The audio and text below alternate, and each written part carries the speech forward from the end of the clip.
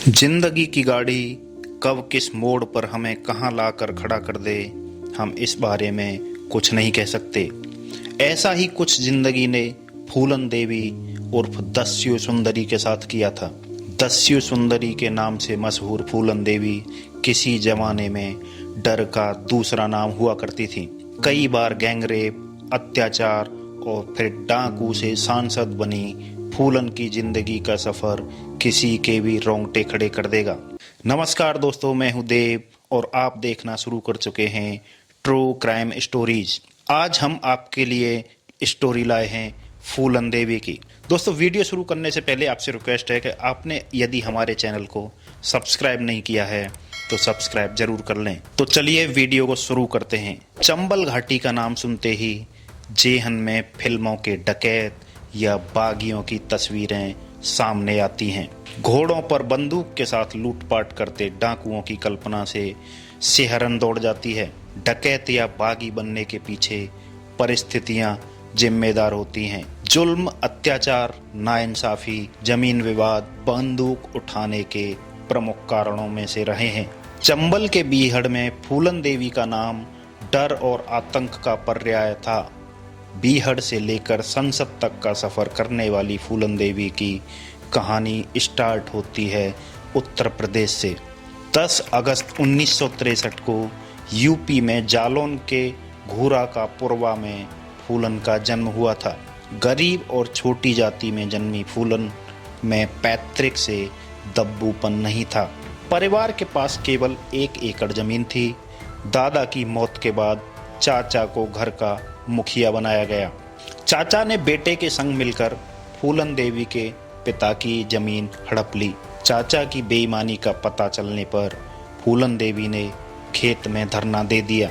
नौबत चाचा के साथ हाथापाई तक पहुंच गई। फूलन देवी को परिवार के गुस्से का सामना करना पड़ा। माँ बाप के 6 बच्चों में फूलन देवी का नंबर दूसरा था। अलग स्वभाव की मालकिन फूलन देवी अत्याचार के खिलाफ आंदोलन उठाने से पीछे नहीं हटती। फूलन देवी के पिता ने उसकी 11 साल की उम्र में अधेड़ शख्स पुत्तीलाल मल्लाह से शादी तय कर दी। पुत्तीलाल मल्लाह फूलन देवी से 3 गुना उम्र में बड़ा था। शादी का फूलन ने विरोध किया। परिवार के दबाव में फूलन देवी को झुकना पड़ा। आखिरकार नसीब मानकर फूलन देवी ने शादी को स्वीकार कर लिया। ससुराल आने पर फूलन देवी को प्रताड़ित किया जाने लगा। पति का व्यवहार भी फूलन देवी के प्रति ठीक नहीं था। बर्दाश्त से बाहर होने पर फूलन देवी मायके आ गई। फूलन देवी ने सोचा कि मायके वाले मदद करेंगे, लेकिन हुआ उसके विपरीत। उसके चचेरे भाई ने इस मौके का फायदा उठाकर एक झूठे आरोप में उसे जेल भिजवा दिया। वहां भी उसे शारीरिक शोषण झेलना पड़ा। जैसे तैसे वह जेल से निकलने में सफल रही। किसी तरह उसका जीवन स्थिर हो जाए, इसके लिए पिता ने कोशिश करके उसे दोबारा से उसके पति के घर भेज दिया। 16 वर्षीय फूलन देवी के पति की उम्र लगभग 38 साल की थी। पति की दूसरी शादी नहीं हो सकती थी, इसलिए फूलन को ले जाने के लिए राजी हो गया। माता पिता ने कौन आकर फूलन देवी को एक बार फिर ससुराल भेज दिया, जिसे वो काले पानी की सजा से भी बढ़कर मानती थी। लेकिन ये सजा उसकी उस समय और बढ़ गई जब पता चला कि उसके पति ने दूसरी शादी कर ली है। अब फूलन देवी बेसुध थी, गुस्से में थी, आपत्ति भी जताई, लेकिन फायदा कुछ नहीं हुआ। उल्टा पति ने खूब फटकारा। पति की दूसरी बीवी ने भी उसे लताड़ा। सरेआम बेइज्जती की गई। फिर घर से धक्के मारकर निकाल दिया गया। अब फूलन क्या करती, कहाँ जाती? वो मायका जहाँ से हाथ पकड़कर ससुराल वाले लाए। मजबूर होकर तो वो अपने घर लौटी, लेकिन दिल उसका टूट चुका था। अब वो बाहर ज़्यादा रहती थी। इसी बीच वो डकैतों के गैंग के संपर्क में आ गई। उसके साथ घूमने लगी। ये साथ उसे अच्छा लगने लगा। वो बंदूक भी चलाना सीखने लगी। ये भी उसे अच्छा लगने लगा। कुल मिलाकर एक तरीके से घर वालों की अनदेखी और ससुराल में तिरस्कार ने उसे डकैतों के आंगन में पहुंचा दिया। हालांकि फूलन डाकुओं के संपर्क में कैसे आई, इसे लेकर भी कई थ्योरी हैं। कोई कहता है कि वो अपनी मर्जी और मजबूरी में डाकुओं से जुड़ी, तो कोई कहता है डाकू उसे जबरन उठा ले गए थे। चंबल में ऐसा पहली बार हुआ था कि डकैतों के साथ कोई महिला जुड़ी थी, दिन रात उनके साथ रहती थी। डाकुओं के गिरोह में आने पर भी फूलन देवी की मुसीबतें कम नहीं हुई। गिरोह के सरदार बाबू गुजर का दिल फूलन देवी पर आ गया। शारीरिक भूख मिटाने के लिए फूलन देवी को उसने हासिल करने की कोशिश करने लगा। सफलता उसे नहीं मिलने पर उसने फूलन देवी के साथ जबरदस्ती करने की कोशिश की। घटना का विरोध गैंग के सदस्य विक्रम मल्लाह ने किया। विक्रम ने बाबू गुज्जर को गोलियों से भून डाला। अब राजा को मारने वाला राजा ही बनता है, ये तो आपने सुना ही होगा। तो डाकुओं के सरदार को मारने वाला भी सरदार बन गया और अब फूलन भी हमेशा के लिए विक्रम मल्लाह की हो गई। इसी बीच इनके गिरोह में जेल से भागे दो भाई श्री राम तथा लाला राम शामिल हुए, जिसके कारण गिरोह में फूट पड़ गई। बाद में उन्होंने विक्रम मल्लाह को भी मार दिया और फूलन को बंदी बनाकर अपने गांव बेहमई ले गए। यहाँ फूलन को एक कमरे में भूखे प्यासे बंद कर दिया गया। बेहमई में फूलन को जो घाव मिला वो उसके लिए अब तक का सबसे गहरा घाव बन गया। यहाँ उसके साथ केवल दुष्कर्म नहीं बल्कि सामूहिक दुष्कर्म हुआ। वहाँ मौजूद सभी ने बारी बारी से उसके जिस्म को जानवरों की तरह नोचा। फूलन ने इतना सहा कि शायद उसे मर जाना चाहिए था, लेकिन किस्मत ने उसके लिए कुछ और ही चुन रखा था।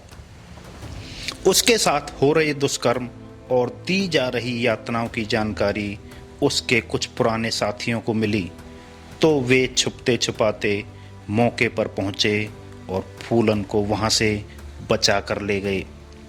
वहां से निकलने के कुछ दिन बाद ही फूलन ने अपने साथी मानसिंह मल्लाह की सहायता से अपने पुराने मल्लाह साथियों को इकट्ठा किया और अपने गिरोह का पुनः गठन किया और खुद उसकी सरदार बन गई। 3 हफ्ते तक किसी महिला को बंधक बनाए रखा जाए, उसे मानसिक प्रताड़ना दी जाए, वाकई इसकी कोई तुलना नहीं हो सकती। ऐसी प्रताड़ना को कोई झेल जाता है, कोई खामोश रह जाता है, लेकिन ये फूलन देवी थी। बचपन में जमीन को लेकर भिड़ गई थी, तो फिर ये सजा तो मौत से भी बदतर थी। फिर क्या था, सवाल इज्जत का था और सामने बेइज्जती करने वाले हैवानों का चेहरा।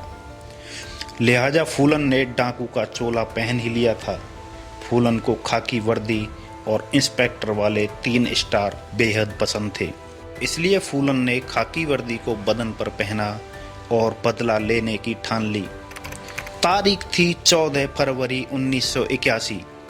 इस दिन बेहमई गांव में सन्नाटा पसरा था। तभी डाकुओं को लेकर वहां पहुंचती है फूलन देवी, उस जगह पर जहां 3 हफ्ते तक उसकी बेइज्जती हुई थी। यहां आते ही फूलन ने 2 आरोपियों को पहचान लिया। उसने सवाल पूछा, बेइज्जती करने वाले बाकी लोग कहाँ हैं? दोनों ने कोई जवाब नहीं दिया। उनकी खामोशी फूलन के गुस्से को बढ़ा रही थी और फिर गुस्सा इतना बढ़ा कि वो 22 ठाकुरों को घर से बाहर निकाल ले गई। सभी को लाइन में खड़ा कर दिया, फिर घुटनों के बल बैठने के लिए कहा। आखिर में सभी को गोलियों से भून डाला। महज कुछ मिनटों में एक साथ 22 लोगों की हत्या कर दी गई। अपने आप में यह एक नरसंहार था जिसे देश ही नहीं बल्कि पूरी दुनिया को हिला डाला। फूलन और उसके गिरोह ने बंदूक के जोर पर पूरे गांव को घेर लिया तथा ठाकुर जाति के 21 मर्दों को एक लाइन में खड़ा होने का आदेश दिया। इन 22 लोगों की हत्या के बाद फूलन देवी को दुनिया जान गई, तो फिर उत्तर प्रदेश और अपना देश कैसे बचा रह जाता। उस वक्त केंद्र में प्रधानमंत्री इंदिरा गांधी थी। उत्तर प्रदेश राज्य में वीपी सिंह की सरकार थी, लेकिन चर्चा में आई फूलन देवी मीडिया ने फूलन को बैंडिट क्वीन नाम दिया और सरकार ने इसके सिर पर इनाम रख दिया। लेकिन फूलन को पकड़ना तो दूर, कोई पुलिस उस तक पहुंच भी नहीं पाई। फिर क्या था, इस मामले ने उस समय की राज्य सरकार को हिला डाला। बेहमई कांड की वजह से यूपी के मुख्यमंत्री बीपी सिंह को इस्तीफा देना पड़ा, लेकिन फूलन फिर भी काबू में नहीं आई। उत्तर प्रदेश और मध्य प्रदेश की पुलिस डाकुओं के ठिकानों पर छापेमारी करने लगी। कई छोटे मोटे डाकुओं का एनकाउंटर भी हुआ, लेकिन फूलन तक पुलिस का पहुंचना सपना ही रह गया। 1 साल तक ये सिलसिला चलता रहा।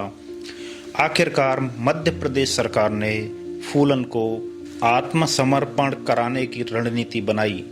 जिम्मेदारी भिंड के एसपी राजेंद्र चतुर्वेदी को सौंपी गई। पुलिस फूलन के पीछे पड़ी थी, उसके सर पर इनाम रखा था। मीडिया ने फूलन को नया नाम दिया था, बैंडिट क्वीन। उस वक्त देश में एक दूसरी क्वीन भी थी, प्रधानमंत्री इंदिरा गांधी। यूपी में एक राजा थे, मुख्यमंत्री वीपी सिंह। बेहमई कांड के बाद वीपी सिंह को इस्तीफा देना पड़ा। भिंड के एसपी राजेंद्र चतुर्वेदी इस बीच फूलन के गैंग से बात करते रहे।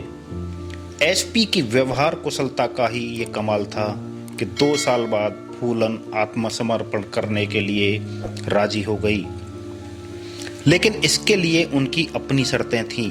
वह जानती थी कि उत्तर प्रदेश पुलिस उसकी जान की दुश्मन है, इसलिए अपनी पहली शर्त के तहत मध्य प्रदेश पुलिस के सामने आत्मसमर्पण करने की बात कही। दूसरी शर्त के तहत उन्होंने अपने किसी भी साथी को सजाए मौत न देने का आग्रह किया। तीसरी शर्त के तहत उसने उस जमीन को वापस करने के लिए कहा जो उसके पिता से हड़प ली गई थी।